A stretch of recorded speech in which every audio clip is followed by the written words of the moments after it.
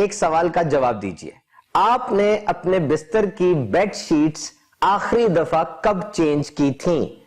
یاد رکھیے ہم زندگی کا 1/3 یعنی 1/3 اگر کسی کی عمر 75 ایئرز ہے تو اس کی زندگی کے 25 سال بستر پہ گزرتے ہیں اور 1 سال میں سوتے وقت جسم سے تقریباً 27 گیلن یعنی 27 گیلن پسینہ نکلتا ہے.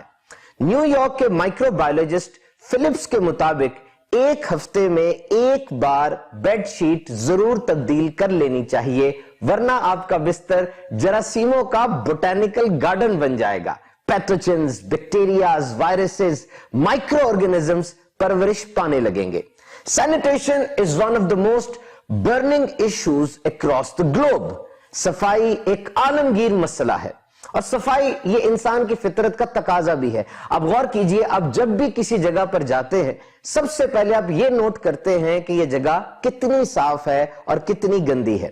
یاد رکھیے عام طور پر ہسپتالوں میں 20 سے 40% بستروں پر ایسے مریض ہوتے ہیں جو گندگی کے نتیجے میں ہونے والی بیماریوں کا شکار ہوئے اور تجربے سے یہ بھی بات ثابت ہے کہ بنیادی صحت میں اگر انویسٹمنٹ یعنی سرمایہ کاری کی جائے تو ملک سے بیماری اور غربت دور کرنے میں مدد ملتی ہے. صفائی کے حوالے سے ہینڈ واش یعنی ہاتھ دھونا یہ اہم ترین ہے. بالخصوص کھانے سے پہلے، واش روم یوز کرنے کے بعد، چھینکنے کھانسنے کے بعد، باہر سے جب گھر آئیں.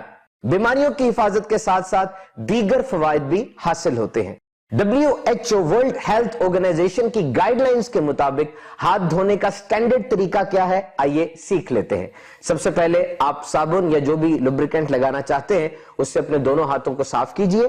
اس کے بعد سٹیپ 1 انگوٹھوں کو صاف کیجئے، پھر انگلیوں کے اندرونی حصے کو صاف کیجئے. اس کے بعد انگلیوں کے پوروں کو صاف کرنے کے لیے اپنے پام سے رگڑیے. اس طریقے سے آپ کے ہاتھ صاف ہو جائیں گے. دیکھیے it's a famous saying hygiene is as important as ABC.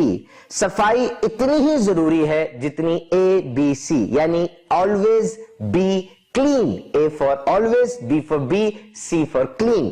اور یاد رکھیے رمضان المبارک میں باہر کے کھانے کا رجحان زیادہ بڑھ جاتا ہے اور پانی بھی زیادہ پیا جاتا ہے کیونکہ گرمیوں میں رمضان المبارک تشریف لایا تو جب باہر کھانا پکایا جاتا ہے تو پکوائی کے دوران اتنی صفائی کا خیال نہیں رکھا جاتا. کوشش کیجئے گھر کا پکا ہوا کھانا ہو تاکہ بیماری نہ لگے. یاد رکھیے کھانا کنٹامینیٹڈ فوڈ یعنی گندا کھانا 250 مختلف قسم کی بیماریاں کاز کر سکتا ہے. انفرادی اور اجتماعی طور پر محلے، شہر، ملک کی صفائی میں اپنا رول پلے کیجئے. اٹس اور بیسک ریسپانسبلٹی. اور بحیثیت ایک مسلمان کے یہ کس قدر ضروری ہے؟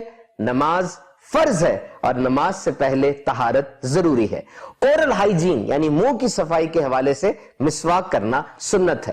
میرے آقا صلی اللہ تعالی علیہ وسلم نے ارشاد فرمایا صفائی نصف ایمان ہے. صفائی کا خاص خیال رکھیں، صحت مند رہیں کیونکہ صحت بڑی نعمت ہے.